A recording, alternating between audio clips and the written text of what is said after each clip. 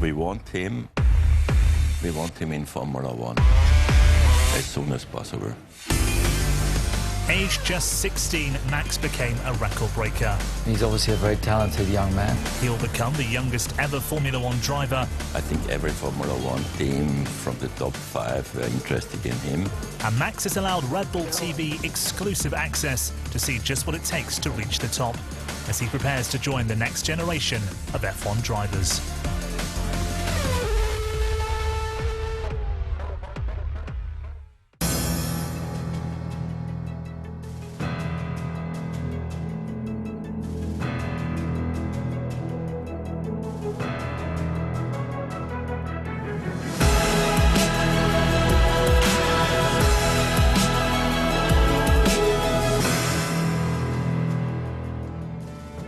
Yeah, I mean, at that time when I look back, you know, playing in the paddock, yeah, I didn't feel like I won really. I was just like, felt like a kindergartner really, just walking around seeing big trailers. And yeah, especially when you come back like 10 years later after that, you're like, whoa. And then you think about it, like 7 years ago, I was just playing around here for fun. So yeah, it was quite fun. On August 19th on Austrian television, the world was stunned as Max Verstappen was announced as a Toro Rosso driver for 2015, where he'll become the youngest ever competitor in the sport by almost 2 years. Well, this is way ahead than I expected it to be, you know. You always dream to get into F1, and then at 17 you signed a contract. Or 16 I was back then. So yeah, and then when I came home, you know, I looked at my dad and we were both like, that, you know, we are in F1 next year. That was our dream together, and we made it. Max is the son of former F1 driver Jos Verstappen, the most successful Dutch Formula One driver of all time, who drove for several teams in the 1990s and early 2000s. In '94, started in Formula One with Benetton. Till 2003, the last team was Minardi, but it's now Toro Rosso, so it's a good combination. He was 2.5, he was driving a quad, and the electric Jeeps he had, and he was always, you know, going as close to the walls and things, you know, not to hit. But he had a feeling how to drive. Yeah, I think the relationship, you know, in go-karting especially was really close, and we did everything together. And yeah, that makes it a really special feeling when you win so many championships together. What we have seen, what Max was doing in go-kart, you know, if you are winning two times European Championship, the World Championship, and all the other races he had won, you could see that Max was very talented. While he has a famous surname, it was Max's results that made people sit up and take notice. There was a race at Norris Rink, which is a tidy circuit in Nuremberg, and in the wet he was around 1.5 to 2 seconds per lap quicker than anybody else in the field.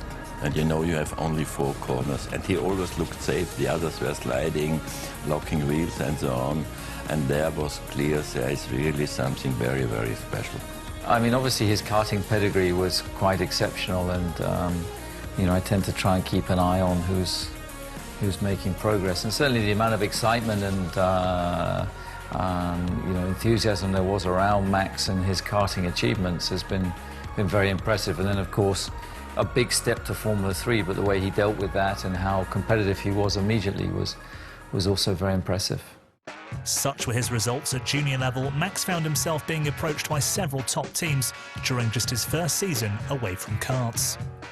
You know, when he started winning, of course, the others were interested, and I think every Formula One team from the top 5 were interested in him.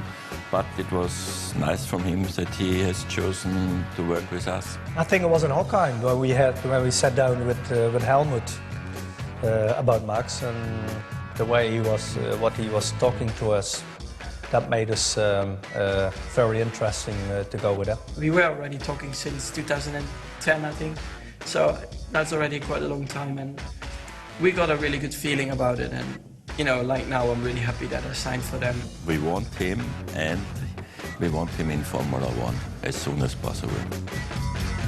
The verdict was unanimous. Verstappen was a once-in-a-generation talent, and age was no factor. We sent him to various experts, and they all got the same feeling that you're talking to a guy who is normally in the age of 22, 23. So it's his maturity which also makes a big difference. Yeah, I think age is irrelevant, you know, whether you're Bernie Ecclestone or you know, when I was 30 coming into this job. Ayrton Senna was coming from Formula 3 to Formula 1. Gerhard Berger was coming from Formula 3 to Formula 1. Therefore, I'm absolutely positive and optimistic that Max will do a very good job. At the moment, they're just really preparing me well for the big step. Max's first duty as driver-in-waiting for Toro Rosso is a show car run in Rotterdam. It would be his first time ever in an F1 car, with thousands watching. Well, at the moment we are in Rotterdam, and I think in 1 hour or so I will do a run on the bridge with a F1 car, so looking forward to it. My dream was always, you know, to get to F1, and then I think when you get the first time in an F1 car, it's just where you always worked for. This event in Rotterdam, it's basically for the people who can stand very close to the racetrack. They nearly can touch the cars, so it's getting them to experience motorsport.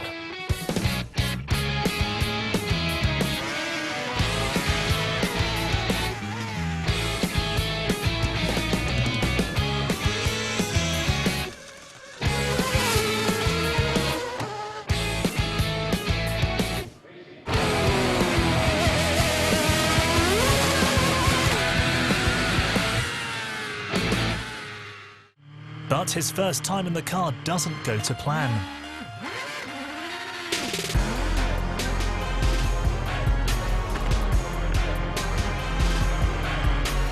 Yeah, I was just pushing forward really, and I was trying to stop the car, but then, you know, the anti-stall kicks in, so it pushes you forward again.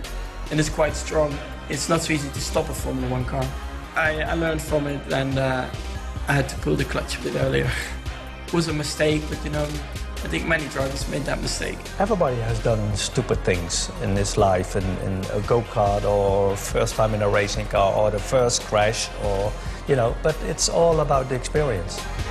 Although the damage was minor and the stakes were small, it gave Max an insight into the pressure F1 can place on drivers.